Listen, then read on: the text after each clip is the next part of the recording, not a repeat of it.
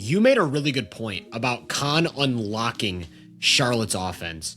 It's important to make the distinction between a creator and someone who's involved in the offense as much as possible. That perfectly describes Kon Knueppel's role with Charlotte, because there's no lineup that they're ever going to play where he's the lead ball handler, right? If LaMelo's out there, he's the lead ball handler. If he's not out there, it's going to be probably Brandon Miller. It was Colin Sexton before he got traded. Now you're going to have some lineups with Kobe White as the lead ball handler. There's basically never a situation where Kon Knueppel is going to be the one with the ball in his hands the most. But when it comes to being the most involved in the offense, when LaMelo's not out there, it's Kon Knueppel. And when LaMelo's out there, Kon Knueppel's the second most involved guy. And it's because of how many different ways you can leverage the threat of his shooting and also his short roll scoring into different offensive concepts, right? We've talked all year about Charlotte going to these high-level offensive sets.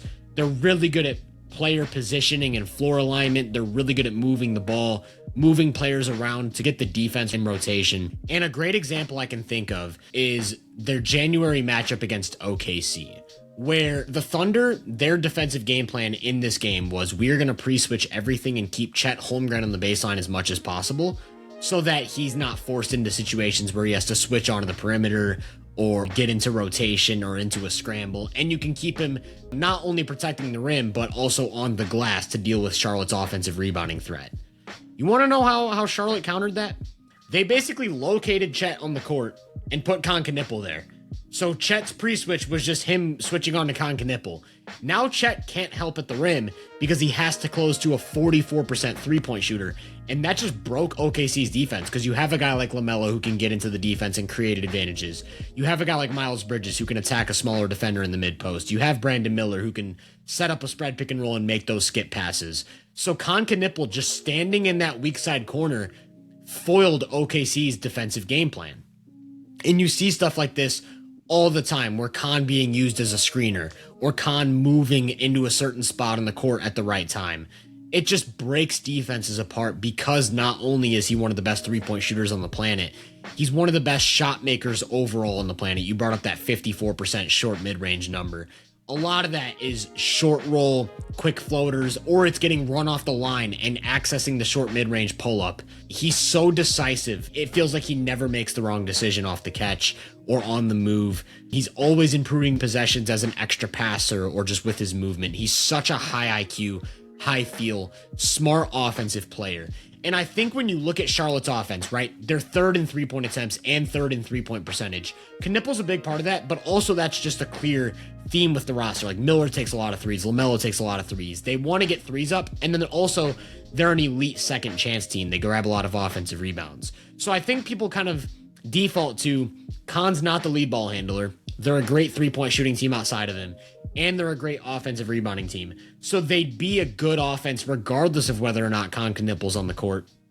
And also the fact that Kon Knueppel has it easy, put that in quotations, has it easy, because of all of these variables working in Charlotte's favor.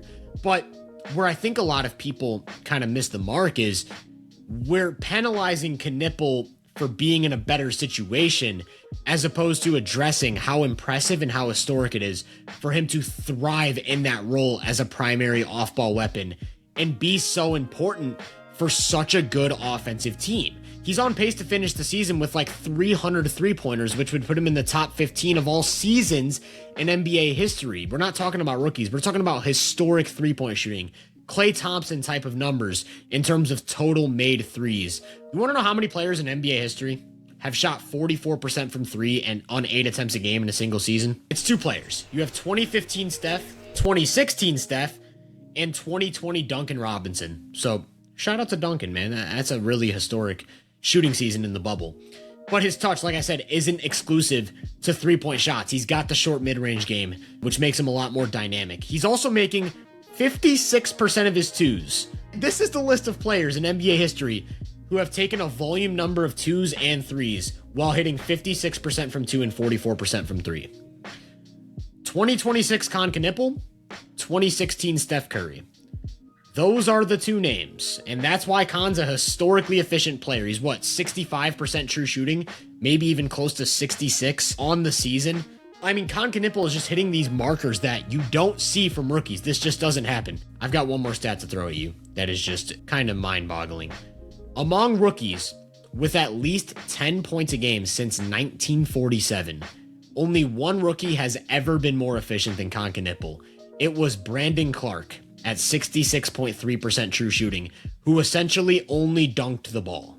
That was his role. His role was to dunk the ball. He was the only rookie since 1947 to be more efficient than Kon Knueppel is this season. And so what that does, right?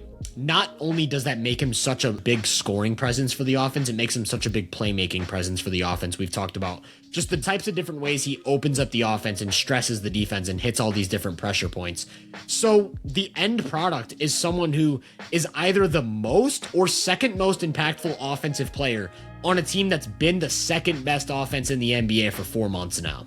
That is extremely impressive. You just don't see that ever. So when we talk about historic precedent or the most impressive rookie season, we can acknowledge what Cooper Flagg's doing as an on-ball creator and the role he's been forced to play and what he's done for Dallas's offense, getting it out of the mud. But when it comes to what's been more impressive, I just don't even think it's much of a discussion. What Kon Knueppel's doing has never been done before. And it's one of those things you look at and ask whether or not it'll ever be done again.